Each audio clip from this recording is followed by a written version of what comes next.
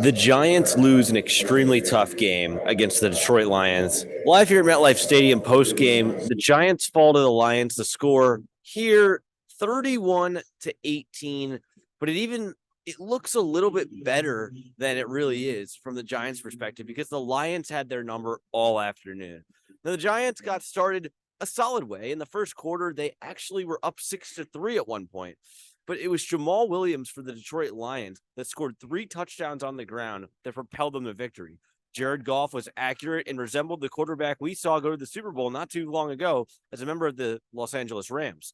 Now, what happened in the second quarter were 2 really key scoring plays for the Detroit Lions and some careless mistakes and turnovers for the New York Giants. Now, it started with was Jamal Williams, who scored 2 touchdowns on the ground in the second quarter, and it took the air out of the building. The score at halftime was 17-14, or 17-6, pardon me, but it felt like this game was getting out of reach, especially with the Lions starting the second half with possession. And sure enough, they came out guns blazing, marched right downfield, and had a 24-6 lead with just a few minutes into the third quarter.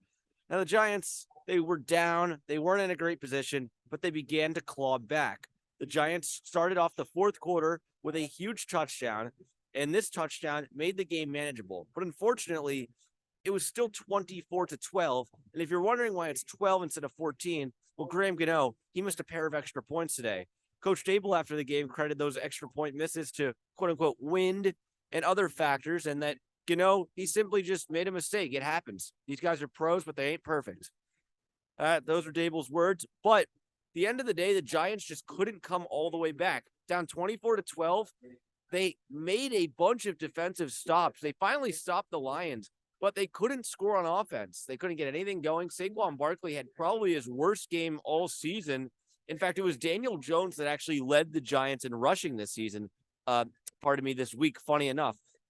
Jones, not Barkley, led the Giants, 7 carries, 50 yards, and a touchdown. And it was Wan'Dale Robinson who led the Giants in receiving, 9 receptions for 100 yards.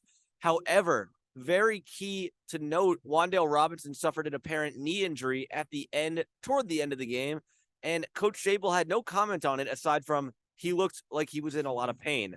Not a good sign for Giants fans, especially going into this stretch run, and with just 3 days of rest prior to the Dallas game, a lot of injuries beginning to pile up for this Giants team that now falls to 7-3. Here's what Coach Dable had to say after the game. They did a good job up front. They won up front. Made tackles in space. Bottled up the run game pretty good. That's obviously a big part of what we do. Just too many. Look, we had some plays. We executed. The red zone some. Third down probably wasn't good enough. 5-13. Danny threw for a lot of yards, but that doesn't really matter relative to. We had 2 interceptions there. I think, 17 points off turnovers. If you have 3 turnovers and the other team has 0, you're probably going to lose every game.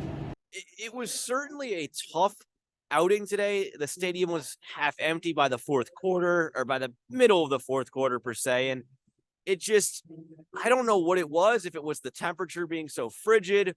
I mean, the Lions play indoors, so I'd say that both the Lions and the Giants, this cold weather is new to each of them. It's probably the worst loss of the season for the Giants. You look at their Seattle loss, which you could credit to a couple of late turnovers on the Richie James fumbles, and the Dallas loss, which was just, you were simply outplayed at home. This loss is when you were outclassed by a Detroit Lions team that they're not a good football team, or maybe they are, but they're not supposed to be a good football team, and they outplayed you today. They had your number. It was just disappointing to see all the fans leave the stadium and all the excitement they had pre-game. It just wasn't their day. Now, the Giants will go on the road, as I mentioned before. They're going to play the Detroit Lions, or pardon me, not the Detroit Lions. They just lost to them. They're going to play the Dallas Cowboys in Dallas on Thanksgiving. A really big game as of the time of this recording. The Cowboys and the Vikings are locked at a score of 3-3. Now, if the Cowboys are able to hold on and actually go ahead and win that game, they'll be tied with the Giants for second in the NFC East. The Eagles held on at the very end against the Colts earlier today to win their, I believe, 8th or 9th game of the season. They're only at 1 loss. And if you're a Giants fan, you were watching that score all afternoon, because if the Colts had upset the Eagles and the Giants had won today, the Giants would actually be tied for first in the NFC East. But, of course, close is only measured in horseshoes, and you know the saying. It's a tough loss for the Giants today. It really is.